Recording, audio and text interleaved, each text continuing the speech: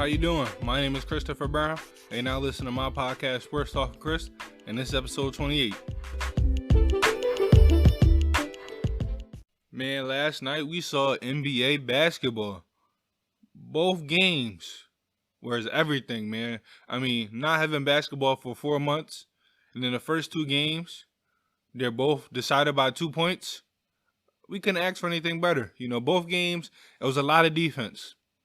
There was missed shots and turnovers, but I'm not surprised. Over 4 months without playing, teams still need to get in rhythm. You know what I'm saying? So teams that have good defenses, they're going to do good. The offense is going to come later. I mean, all four teams got good defenses. That's why I think both games were close. The offense was coming into place, but their defense is what made the games close. Now, when you look at the first game, the Jazz and the Pelicans, it was a great game to start the NBA season. It came down to the wire. I expected the game to be sloppy, which it was, a lot of turnovers, but competitive nonetheless, and that is what it was. Final score 106-104. Jazz beat the Pelicans. I had the Pelicans winning. I did. I thought they could pull it out. It was some things that, happened throughout the game, or a big reason why the Pelicans lost. But, I mean, it is what it is. Brandon Ingram missed a three at the end for the game winner. It looked good. It was a good shot. I thought it was going in. It just so happened to go in and out. They did blow a 16-point lead, though, which is something that cannot happen if they want to make it into the playoffs. Now, Brandon Ingram was the leading scorer for the Pelicans. He had 23 points, 8 rebounds, on 7 for 20 from the field, 2 for 8 from the three. I'm not mad. You can't judge somebody off. They haven't played in 4 months. So, of course, there's going to be a lot of shots that they're going to miss. They're getting in rhythm. Now, there's some shots I wish he did hit, like that game winner. But nonetheless, you can't, people aren't going to come back shooting 50, 60% when they haven't played in 4 months and only had 3 scrimmages, which they didn't even play the whole game to get ready. They need some time. You got Zion. I'm going to get into Zion a little bit later, but Zion had 13 points, 0 rebounds, 6 for 8 from the field. He did what he does. Derek Favors, 2 points, 8 rebounds. I didn't expect a lot for him. Drew Holiday, 20 points, 5 rebounds, 4 assists, 3 steals, 50% from the field, 40% from the three. That's what I expect from a player like Drew Holiday. A lot of experience, a two-way player. One of the leaders, if not, in my opinion, I think he is the leader on that team. You got somebody that can lock you down on defense, and you got somebody that can give you 20 on offense. Lonzo had a bad game, shooting-wise. I mean, Russ got nothing to do with the shots he was missing. Lonzo needs to work on his finishing in the paint. He missed a lot of floaters that he needs to hit, a lot of layups that he needs to hit. That has nothing to do with Russ. His finishing in the paint hasn't been good since he got into the league. That's something he needs to work on because he was 0 for 4 in the three-point line. So if you're not making your threes, you got to be effective somewhere. You got to be effective in the mid-range. If you're going to get in the paint, you got to be effective with the floaters. You got to be able to finish better. His finishing was terrible tonight. J.J. Redick, 21 points. Why are y'all surprised? J.J. Redick is a gun, man. He's a gun. Josh Hart gave him 10 off the bench. That's perfect for Josh Hart. If he can give him at least 8 to 10 points every night, that's going to be something that they need. Now you look at the Utah Jazz. O'Neal, their small forward, gave him 12 points. That's big. Joe Ingles gave him 13. That's not enough. Gobert gave him 14 to 12. 3 blocks. That's about his averages. Donovan Mitchell gave you 25 and 5. 42% from the field. 50% from the three. That's good. Mike Conley gave him 20. I like that. 43% from the field. 2 for 7 from the three. Can't really judge these players of missing a lot of shots. Like I said, they haven't played in a while. They're getting their rhythm. And Jordan Clarkson off the bench with 23. And then other than that, their bench played terrible. Now, when you talk about the Utah Jazz, they're missing Boban Bogdanović. That's going to hurt them. It showed in this game. They're scoring. I mean, you got 6 guys in double figures. One person scored off the bench. No, I'm sorry. 2 people scored off the bench. Their backup big had 4 points, and then Jordan Clarkson had 23. They were the only two people to score off the bench. Their scoring is going to hurt them. Boban Bogdanovic was somebody that gave you 20 a night by hitting 3 threes on 41% from the three-point line. The Jazz are going to miss that scoring. So a guy like Jordan Clarkson, him having 23, I'm not saying he has to do that every night, but he's going to have big games in order for them to win. He can't have a game where he has 8 points, 6 points, because they need that scoring. They need that. And then somebody else on the bench has to step up. Emmanuel Mudiay. He's been terrible ever since he got into the league. I see no improvement. He has had no improvement in his game. So Jordan Clarkson is the only guy off the bench that can create his own points. He's going to have to do that consistently. And then somebody in that starting lineup is going to have to score consistently over 20. It's going to have to be Joe Ingles. Joe Ingles is going to have to be that guy that has to be a 20-point a night type of guy for the rest of the season. Him and also Mike Conley. Mike Conley has to step up his scoring. I liked how he had 20. He gets good shots. He just needs to hit them shots.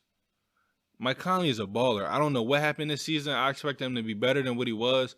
But at the end of the day, Mike Conley is a baller. He's going to have to show the world he still got it. And then Rudy Gobert, man. Rudy Gobert is legit. First play he got in the post. Drop step, give me that bucket. I said, oh, you got that in your game? He's probably going to get some more offensive touches now that Boban's not there. Everybody on that team has to step up scoring-wise. They got to make up for that 20 points that they're losing. They're going to make up for them three-pointers that they're losing. Everybody's going to step up, man. The Jazz are a legit team. They battled back. They had a lead, they lost the lead, and they battled back to win the game. I mean, at the end of the game, to win it, that man, Donovan Mitchell, was chopping up Drew Holiday. Come here, cross. Got to the paint, dished it to Rudy Gobert. Rudy Gobert hit 2 clutch free throws. It was a good game. I can't really judge these teams really, really hard because, like I said, they haven't played in 4 months. Yeah, they had them scrimmages, but scrimmages are nothing to a regular season game. So I'm not going to judge these teams truly hard like I would if the season was still continuing. Like if it still continued from March and this is April right now and they're playing these games.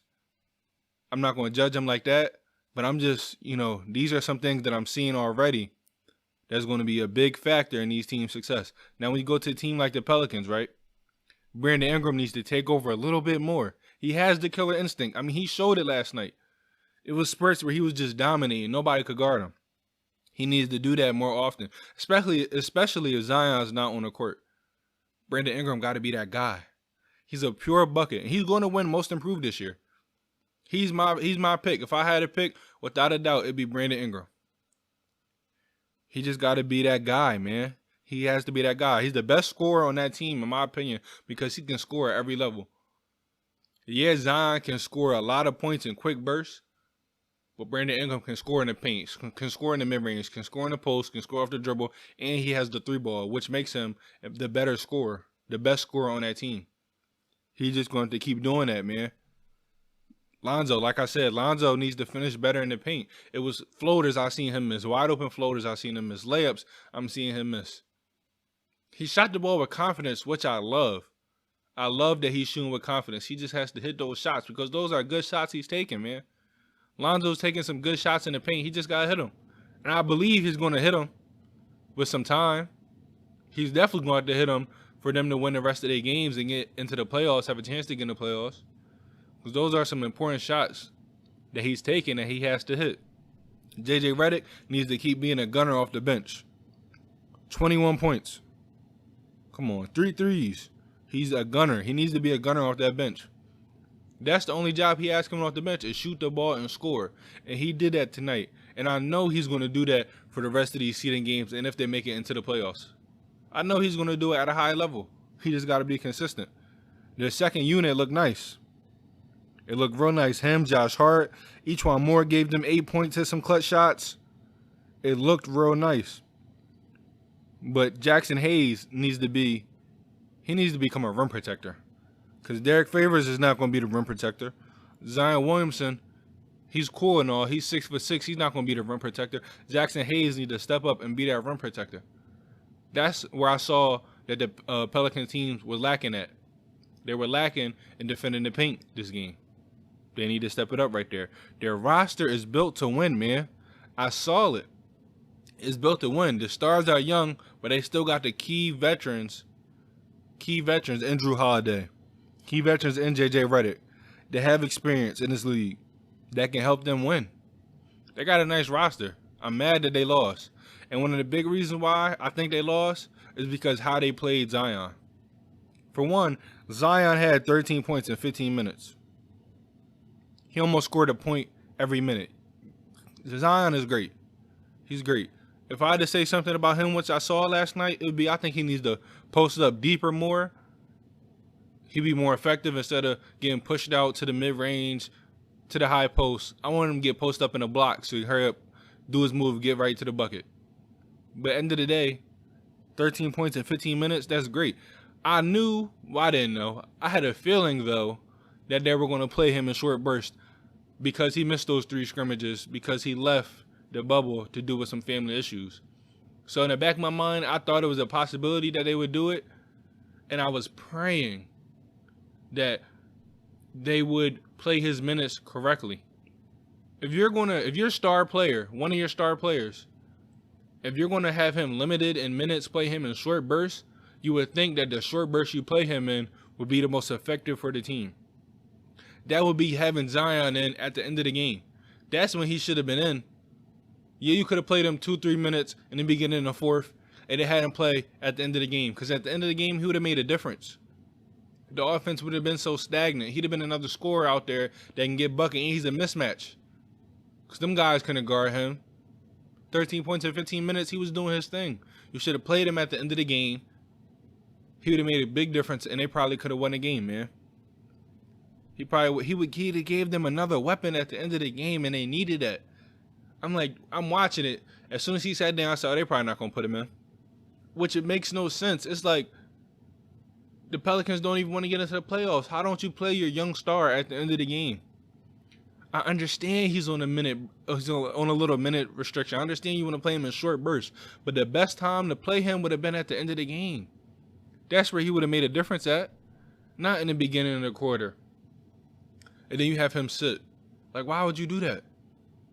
He could have got more shot opportunities for his team. He could have did a better job on defense maybe than somebody. They should have played Zion. I think they really messed up by not playing Zion. That loss is going to hurt them. You need every single win. The Pelicans team, they need every single win. They're not in the playoffs right now. They're fighting, not even just for the AC. They're fighting just to be within 4 games of the AC, because you don't have to be in the AC in order to get into the playoffs. You just got to be 4 games between the 9th and AC. So if the AC finished with 33 wins and you finish with 29, you play in this play-in tournament. So right now, they're just fighting to even be within 4 games. I understand he didn't play in them scrimmages, but man, y'all need every single win. Y'all only lost by 2 points. Everybody knows Zion Williamson would have made a difference at the end of the game. The score would have been closer. They'd have had a way better opportunity to win the game.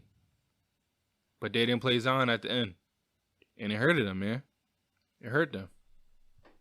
Now, this Lakers game that happened at 9 p.m., the one everybody was waiting for, it lived up to the hype. Even though the Clippers didn't have Lou Will, they didn't have Montrezl, it was still a great game. Great game. I'm not surprised it came down to the wire. I'm not surprised that the GOAT had to do what GOATs do and seal the deal, hit the game-winning shot, and then go out on the defensive end and guard Paul George, guard Kawhi. Clamped up Kawhi. Kawhi had to give it up to PG-13. LeBron switched on to Paul George. He clamped him up. Had him take a difficult shot, missed the shot for to win the game. That's what GOATs do, man. Why y'all surprised?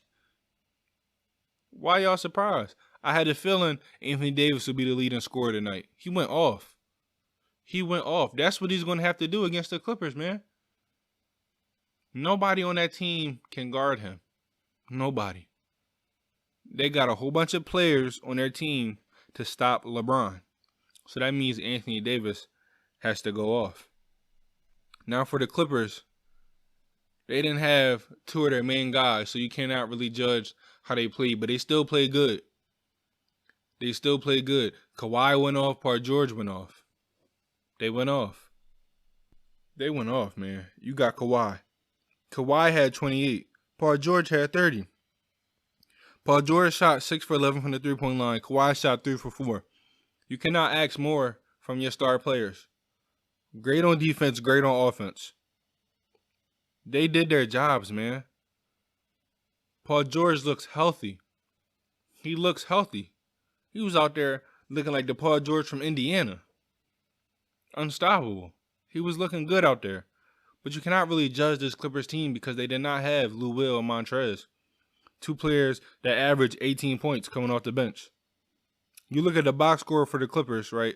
Kawhi had his 28. Paul George had his 30. Reggie Jackson had his 10. Pat Bev had his 12. Green had 8. Pat Patterson hit a 3 in a layup, I guess. He had 5.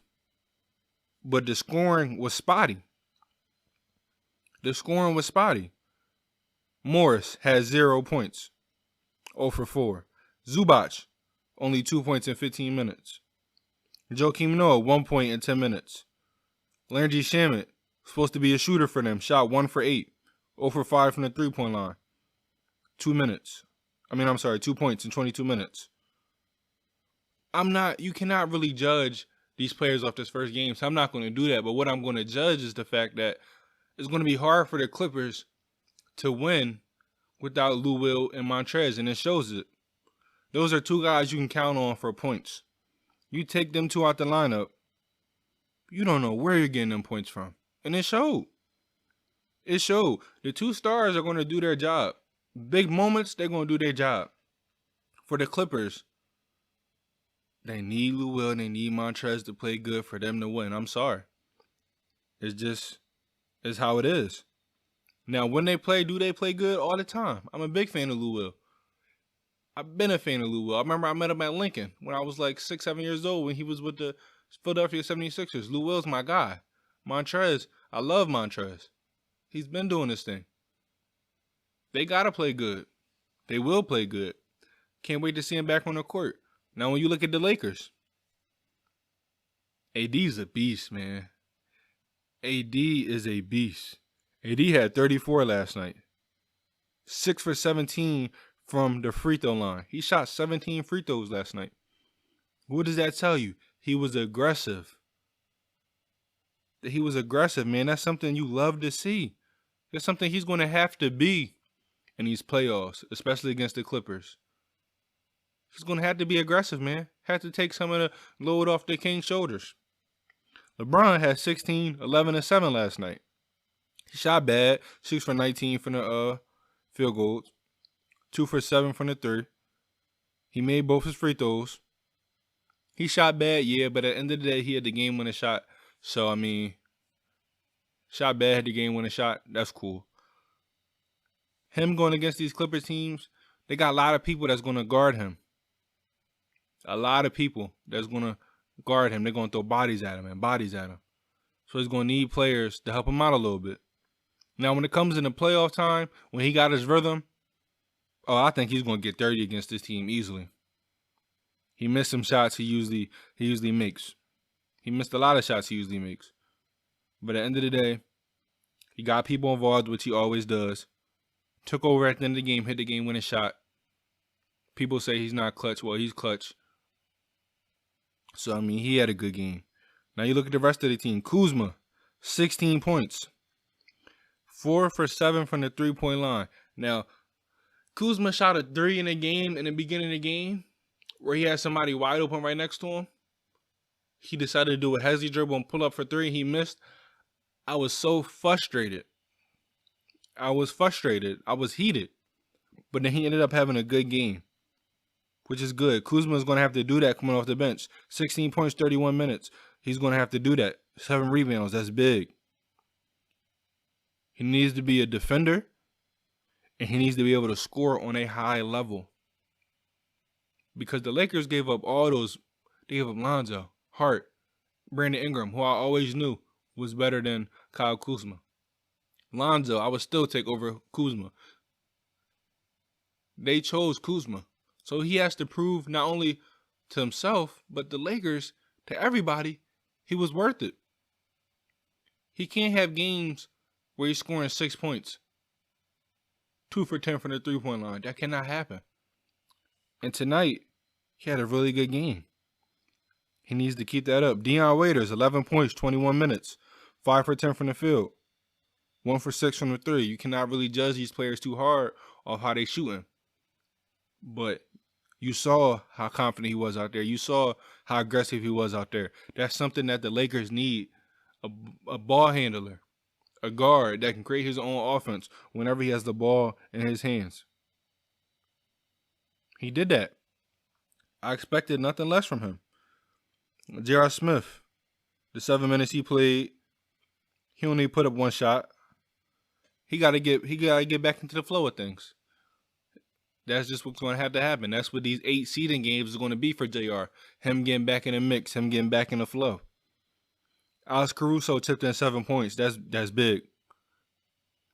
In my opinion, I think they need to figure out, are they going to play Cook or Caruso? I like Cook. Caruso's good too. I like Cook though. So I wonder if Cook's going to get some burn. He didn't get no burn today. He got 0 minutes. I mean, not today, yesterday. Last night, he didn't get no play. He had 0 minutes. So I wonder how that's going to look. And then when you look at the rest of the starting lineup for the Lakers, the lineup they had out there was Caldwell Pope, Danny Green, JaVale McGee, AD and LeBron. JaVale McGee, 6 points, 7 rebounds. That's what you expect out of JaVale McGee. 11 minutes. That's what you expect out of JaVale McGee. Danny Green, 6 points, 2 for 6. He just got to be consistent. We know what you can do on the defensive end. You just got to be a consistent shooter. Like I said, I'm trying not to judge these players too hard because they haven't played in 4 months. And it was this first regular season game. But when you get to, the 7th seeding game, the 8th seeding game, honestly, it might even start the 5th seeding game. When you get to the middle, you got 5, 6, 7, 8.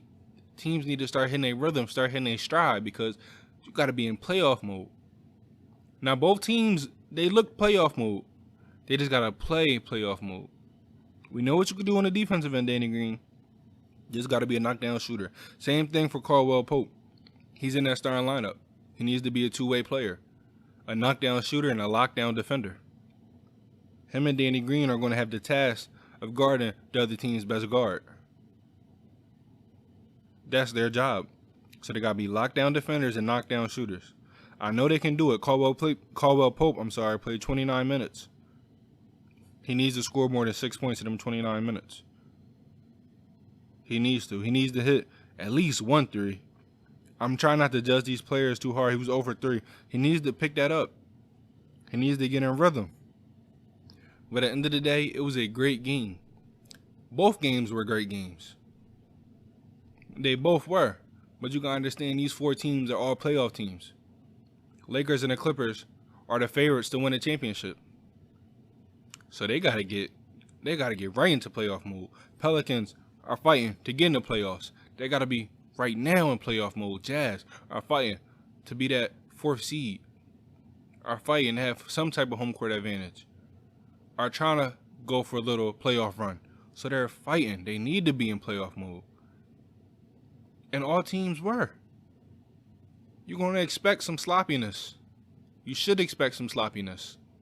These first games for all teams. Maybe the first 2 games. They haven't played in 4 months. 3 scrimmages are not enough when you factor in that the star players were not playing a lot of the scrimmage. Last night, LeBron played 34 minutes. AD played 35 minutes. They were not doing that in the scrimmage. So, yeah, it's going to be some rust. Yeah, teams need to get in a rhythm. They're going to get in a rhythm after these first 2 games, in my opinion. I think it's going to go right back into playoff mode for them. Right back in the end of regular season, going into the playoffs. Back in stride mode. But for the first 2 games, they were exciting games. I was on the edge of my seat for both games, all throughout the game. It was everything that I expected. I picked right with the Lakers. Pelicans lost by 2.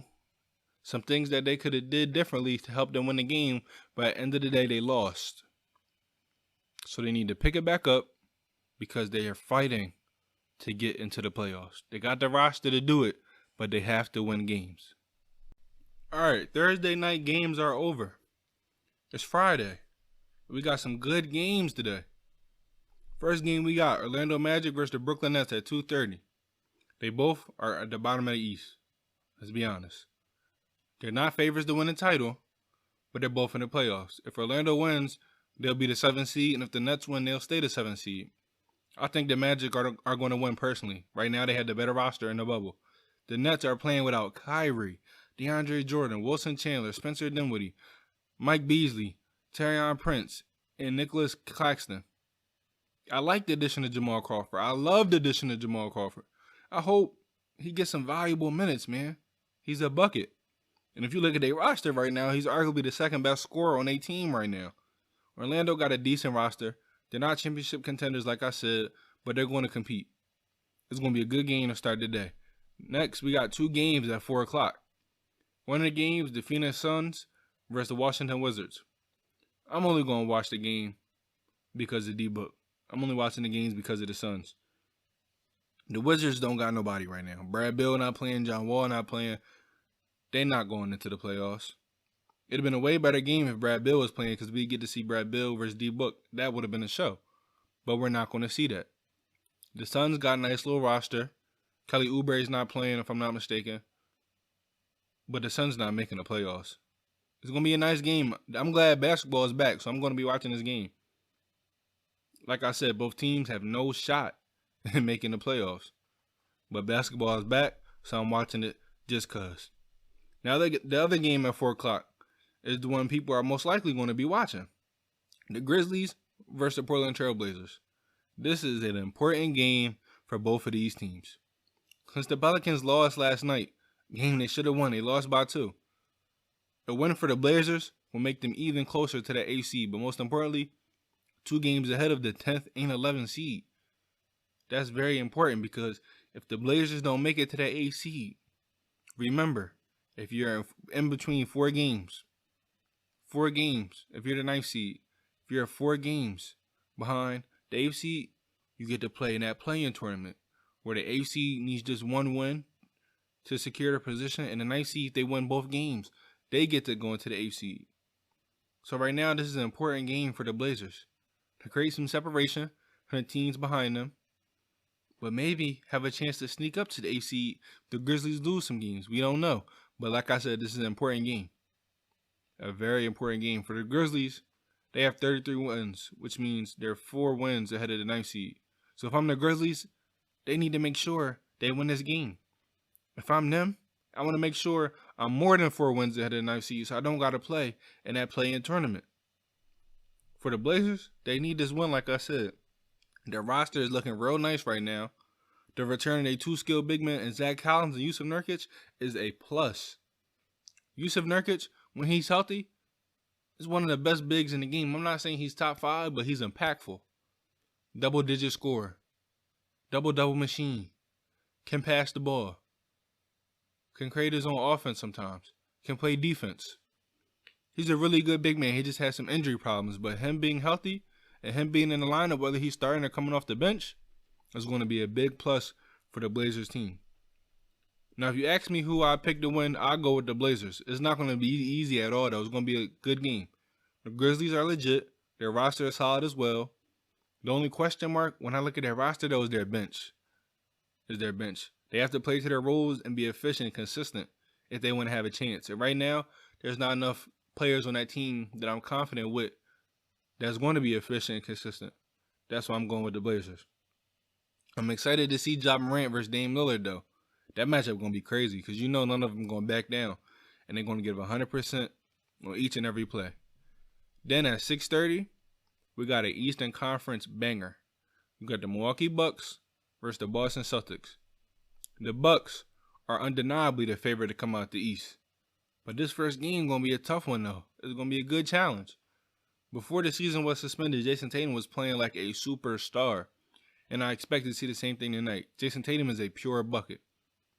And he shoot the three-pointer at a high clip, at a high percentage. That's great for your star.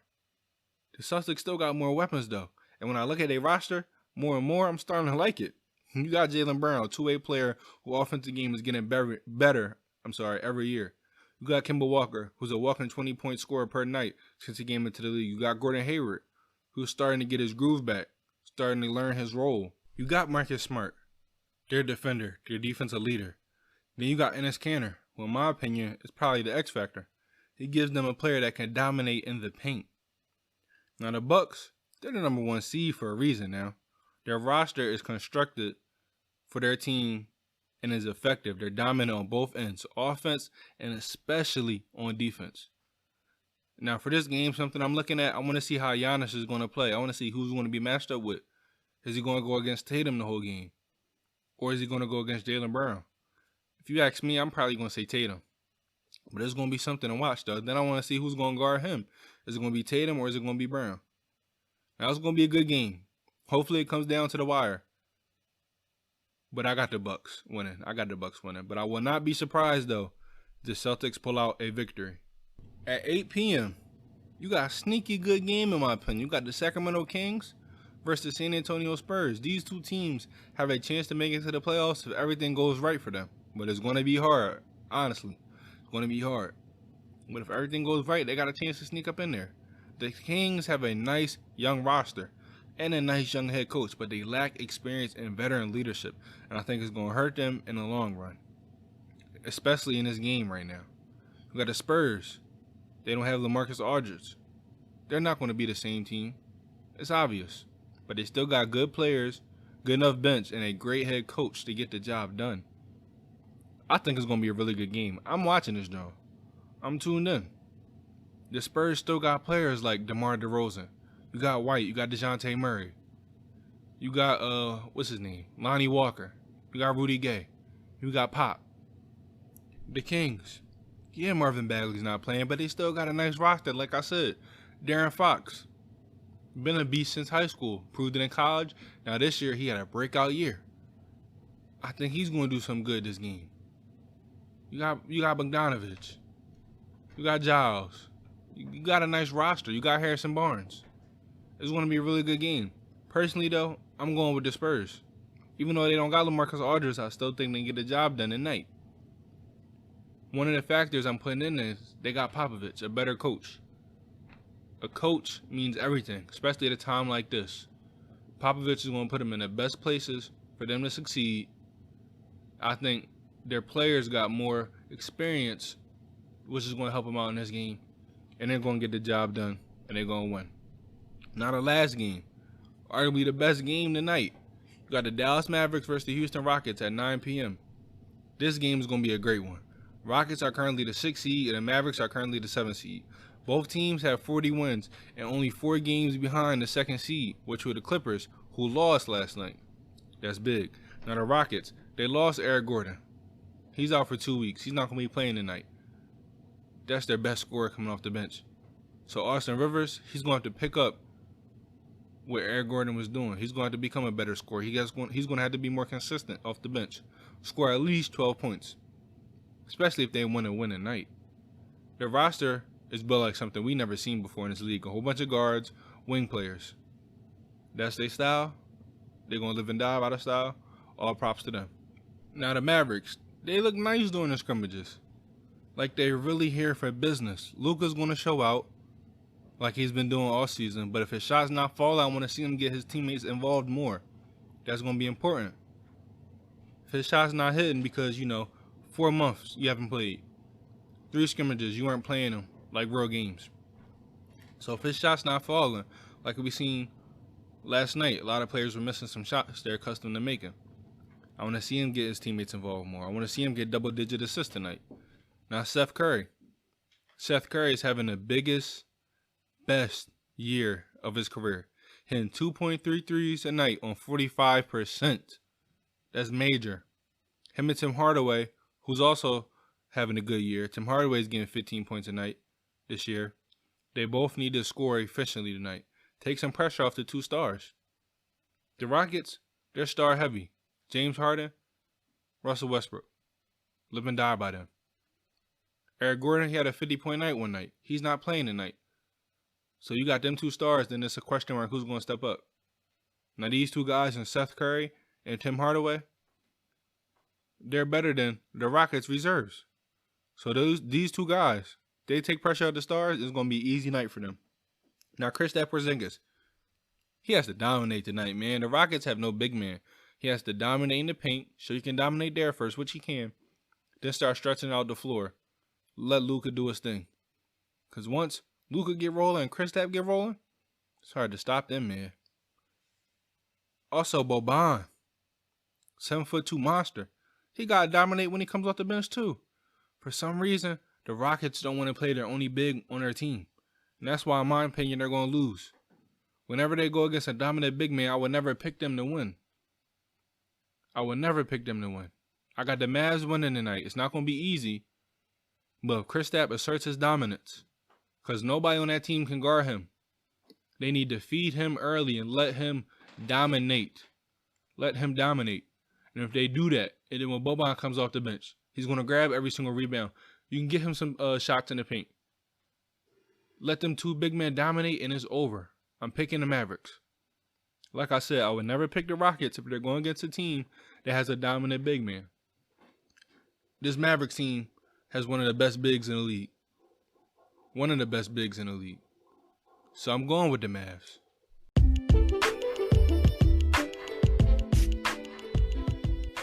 All these games are going to be good games tonight. I'm going to watch all of them. Now for the first game, the Magic versus the Nets, I got the Magic. Then you got the Phoenix Suns versus the Wizards. I got the Suns. Got the Grizzlies versus the Trailblazers. I got the Trailblazers. Then you got the Bucks versus Celtics. I have the Bucks. The Kings versus the Spurs. I have the Spurs. Then the last game of the night, you got the Mavericks versus the Rockets. I got the Mavericks. If you think the same, let me know. Think anything different, let me know. Let me know who you think is going to win the games tonight. You can find me on Instagram and Twitter at sportsw_Chris. sportsw_Chris. Thank you all for listening, and stay tuned for future episodes.